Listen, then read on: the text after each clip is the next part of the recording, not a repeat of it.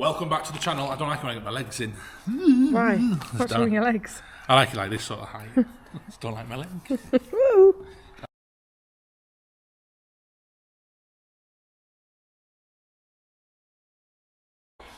Welcome back to the channel. Hope you're all having a great week. So today, we're back at the shed. We've had a weekend off because it all got a bit too much and I needed some rest because I'm lazy, obviously. But we're all back, fully recharged, ready to go. But one thing we do need to do is sort out everything that has come off the bus, because at the minute the bus is full. I can't move upstairs. I've got 16 odd mattresses here. Behind me here, I've got thousands of bloody bits of wood from the beds and everything else. Up here, I've got more wood. I need to sort it out because I can't leave it like that. It's not fair on everyone else, and it's stuff I don't need. So today we're literally going to sort through, cut some mattresses up, go through the wood that we're keeping, have a chat about what's good, what's bad, what needs to go, what we can reuse, and see what goes on. The bus today would not start again. We've left it 2 weeks and it wouldn't start, but we have got the isolator switch now, so we're going to bang that on, and then, well, I haven't got it on me today because I forgot it, but I'll bang it on next time I'm up, and that should sort the batteries out, because the batteries are holding charge, which is great.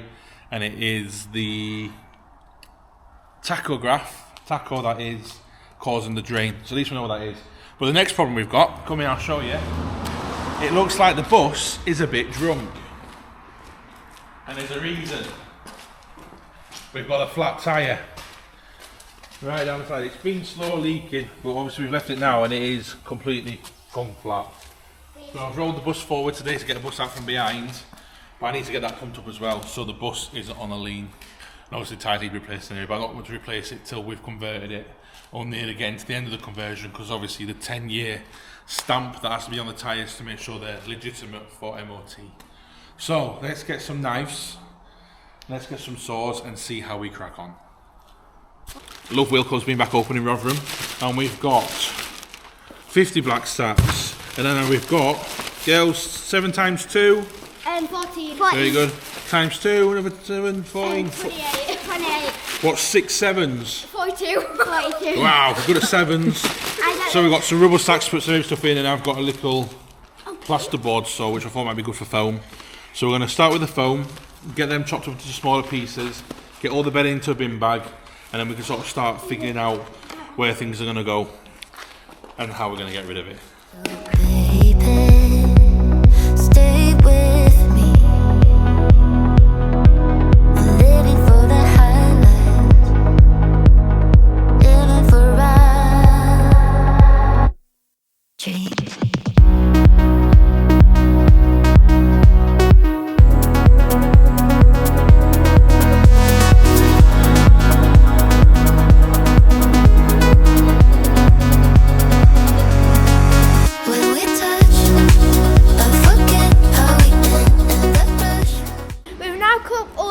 Pieces which are more manageable to carry, and now we're going to go and sweep all of the foam bits up. Go on then, get all the foam bits picked up and then we'll get these moved onto the bus.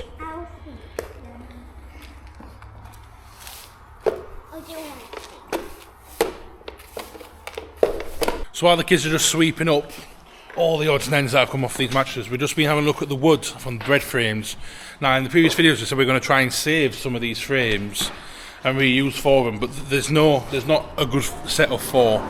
So we decided just to get rid of them all and start from scratch again. It feels like a bit of a repeat saying. I'm going to try and reuse as much as we can, which we are, but bits like that, I don't want kids sleeping on mouldy, pea-stained bits of wood. It is MDF, so obviously once MDF gets wet, it doesn't keep very well and it becomes a little bit less strong. And if you look, just for example, this one here, that's the sort of thing we're dealing with. That's one of the better ones, but it's all the way down. So there we're going to go. So all this needs to go as well. Just trying to get this carpet stuff off is an absolute pain in the bum. So yeah, and the kids now obviously using the foam as a bouncy castle. Feel this? Clap.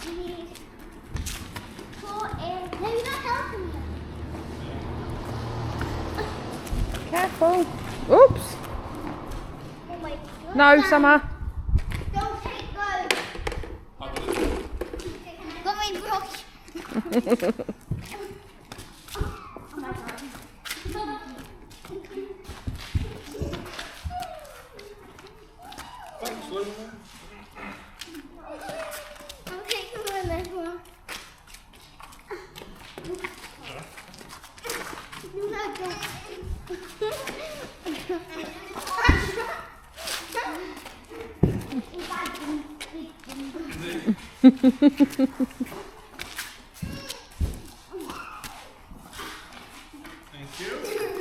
So, we've encountered a bit of a problem.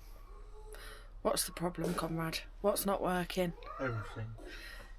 Nothing is working. So, we're just trying to figure it out. So, fingers crossed it'll start working soon. So, we've managed to get a car pump tyre onto the bus. For the simple reason being, my bus tyre inflator is on the fleet line, which we've left down in Rotherham. So it's not ideal, but the bus is near enough grounded out on the floor, so I need to get some air into that tyre just to get it to lift up a little bit. The batteries are also dead. Now, we changed the batteries, as you would have seen from the last episode, but I didn't put an isolator switch on them, which is a big schoolboy error, and the taco has killed the battery. Now I can't get it to jump start either, because they're that dead, and the Victron won't charge because the battery balance is too low. It's a bit of a nightmare, so I'm in a bit of a sticky situation. I've ordered a boost box, so I will have that here for next weekend. So we're trying to make good of a bad situation. I can't do anything inside because it's too dark being inside with the window tints on, and I haven't got a heat gun to take them off. It's been a bit of a nightmare. So having 1 weekend off causes all this hassle. So we've been here now about 6 hours and got very little done. But all that stuff now is neatly lined up, ready to go to waste the next couple of days along the wall. So that's a one positive, I guess, from it so far. Let's see how this tyre gets on.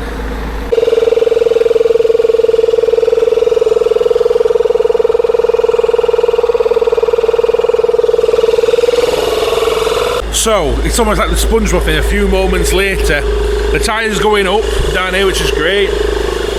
Because the batteries were so low, our Victron gear wasn't working to help the charge. That's now kicked in. The trickle charger has got the battery up enough to let that go in. So that's now on charge with the battery charger working, which is great. So I'm hoping I can get the bus started, because I've just been told there's someone coming to view this space here in the shed tomorrow for renting it. So I need to make sure that this is pushed forward a little bit so we can make sure his bus fits in. So positive. I'll show you upstairs now, but this is how dark it is with no lights on. I really need to bring up my portable LED lights to work, and as you can see, it's just an absolute state. Lots of things that need to come down, which I haven't got room to take down with yet. What we are going to do is there's a drain in this pipe work here and all the wiring, which I'm going to now to take off, so it just leaves the wiring on there to see exactly what wiring we've got running from the loom and what we can take off and what needs to stay on. So let's have a crack with that. So we got the bus started, which is great. We just brought it outside so there's a bit of light. All the tints need to come off the window. I need to bring a heat gun up to get them off properly. So that back in. I've got some LED lights we can bring up and attach so we can work inside now the weather's changing. Can't really do much up here till we get the van back and a skip to get rid of all the crap that's come out of here. But what I'm going to have a look is there's a drain here on the wiring loom. If you can see, this drain basically runs from the aircon unit down. So I'm going to try and take the loom away from the drain pipe today. So I've just got wiring left. I can see what's what and check everything that is there. So I've got my flathead screwdriver. We'll take it from the drain here, which goes downstairs into the floor. Oh, there's our little program, don't want to lose them. Right, let's have a look. This one is on the underneath.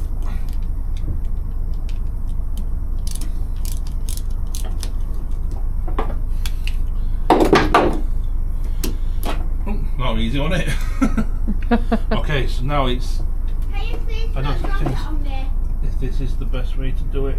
Let's have a look. No, I hate using knives. Let's have a look. I've got the pliers, so we'll probably do the twist and bite. There we go. So that's that one. Is it going to cut me? No, darling, it's not. No, it's not.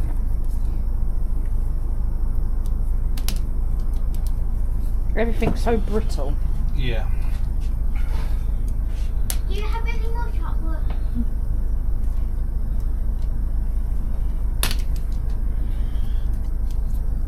Right, so can you see how the loom then is loomed into loom? Because this would have been what the drop down would have been for the lights, the bells, and the Aircon? well, no, it's no more, isn't it? Was there? No. Possibly speaker cabling. The speakers, a few of them had speakers in. So let's keep going down.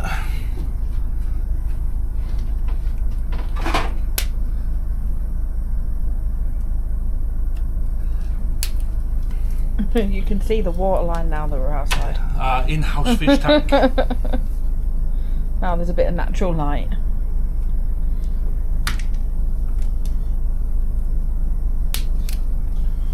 Let's get that one out. That should be another good chunk out. There we go. So that separates, as you can see, that away from that, so it makes it a little bit less chunky. Right, let me get the rest of them out and see how we get on. As we're here, and I'm not stood up straight, a massive shout out to Richard and his wife Kim. I was out in work yesterday and Richard found me in the middle of Sheffield really randomly and we had a lovely chat. So if you're watching, thank you for saying hello, and there's your shout out on this channel. I'm really getting bored of doing these. I've got hundreds of these to take off, but we shall get there. Some are brittle, some aren't. There is a joint here though. Nicole found a joint. I'm hoping that the joint, I'm going to break it into another section. I might break it into a separate section. Let's have a look.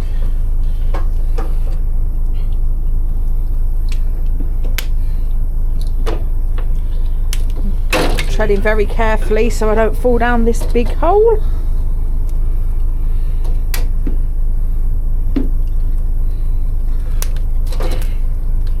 Let's have a look. We need to get these bits off here. This one able, but I can't find how it's there. Look. Yeah, again, look. This one's not been touched. If you just zoom the camera in there with the light, that's cable's exposed. Can you see? No, I can't. It's not very clear. Here, the cable is exposed. Now, I know it only seems like a small bit of cable, but again, all it takes is that one little bit to be wrong, and then your home just goes up in fire. So it's something you've got to be really wary of, and the reason why we are taking a bit longer looking at these electrics, because there's just been some terrible bits that we've found. And it's probably not from bad installation, it's probably from where it's 20-30 year old and it's been sat and moving around and it wears thin. But we can make that better so it doesn't have that issue. How does this join on? I bet it's been glued in and everything. I ain't got the strength to break that. What I have got though is a saw. Where's my saw?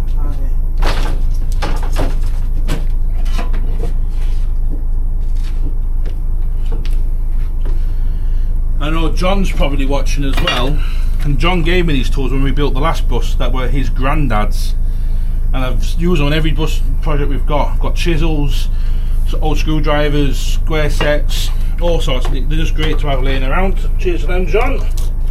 Right, let's have a look. How am I going to do this? Do it here.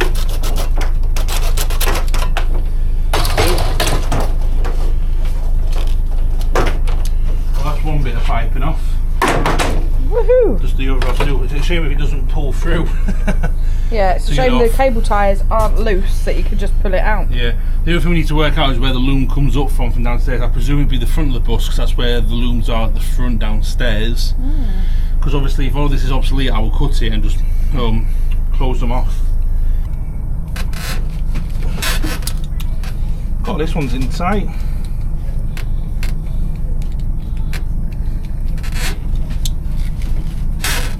Well, the Jubilee clip's off and it's still on. Wonder if there's a bit of glue in it. Oh, there we go. Yeah, a bit of glue. Right, this bit now should file out. There we go. That's the last bit of drain for that bit. I'm presuming it's the same amount each side. If I have a look at this now, the main loom, which is here, I think it's just it's like it's wrapped around at the top end. Is it actually connected to anything? Yeah, the loom would have been. But it's not connected now, is it? It's like a dead end loom. Like it comes to the end and it just stops. Which one is there on the pipe? It's that one there that's on the pipe. This is probably really good news for us because I can chop the lot out. I didn't know whether it fed from this side or the front. I presume the front. Look, that's the end of the loom. So as I go down, pull out them spades. And undo more cable ties. You see there, I've got a loom here. Oh yeah. All the way down. It's like we say, the white cable is for the plug socket, so So these two here. Are you testing to see if they're live? They're not live, but I'm going to put some tape over them. The tape is just the head above your head. Cable here, just doing nothing. Getting that box out. Oh, this is good. Oh.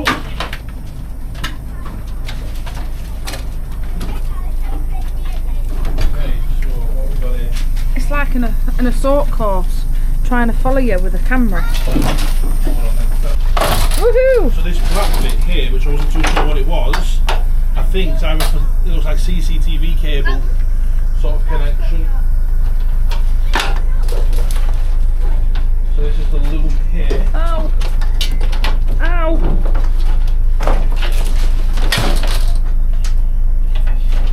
And then what you can do with that white cabling is just move the plug socket that it's attached to. No, I'll just cut the cable at the top end, I'll cut the power. Oh, are you? Yeah. Cut the cable, yeah. Well, that's all loom then, isn't it?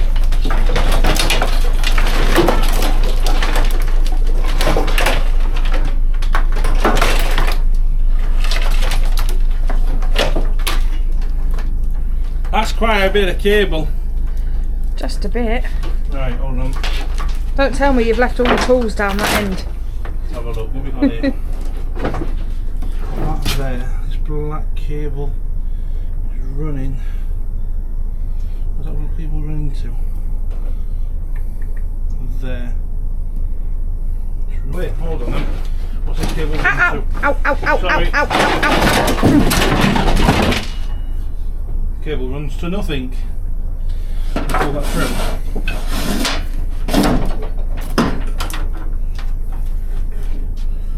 That's another bit off. And then we're here.